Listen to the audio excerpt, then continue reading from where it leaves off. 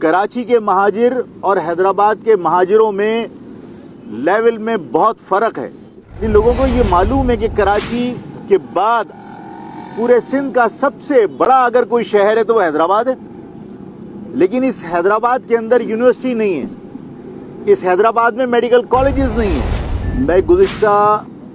پیر کو یہاں حاضر ہوا تھا حیدرآباد، اور میں نے یہاں کے ذمہ داروں کے ساتھ اور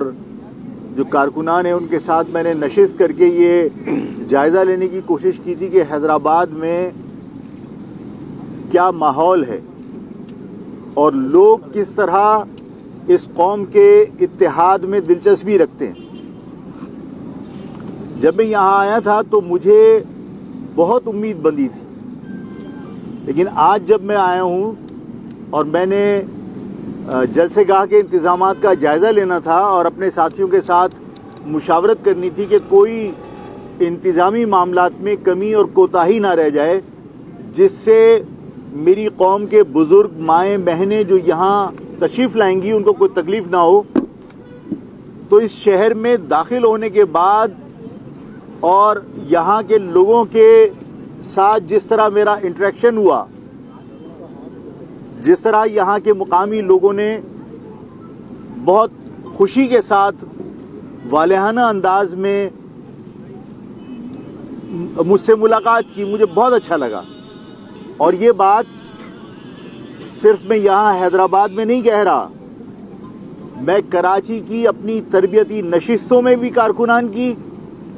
اور مختلف جلسوں میں بھی یہ بات میں برملا کہتا رہا ہوں کہ کراچی کے مہاجر اور حیدرآباد کے مہاجروں میں لیول میں بہت فرق ہے، یعنی وہاں جتنی قوم پرستی ہے اس سے کئی گنا زیادہ قوم پرستی اور اپنی قوم سے محبت کا جذبہ وہ یہاں موجود ہے۔ حیدرآباد کے لوگ شاید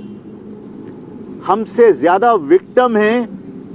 سندھ حکومت کے مظالم کا، سندھ حکومت کی زیادتیوں کا۔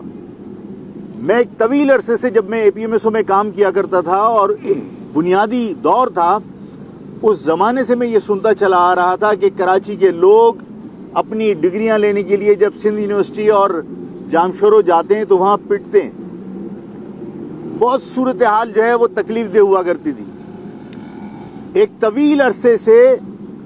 اس شہر کے لوگ سندھ کی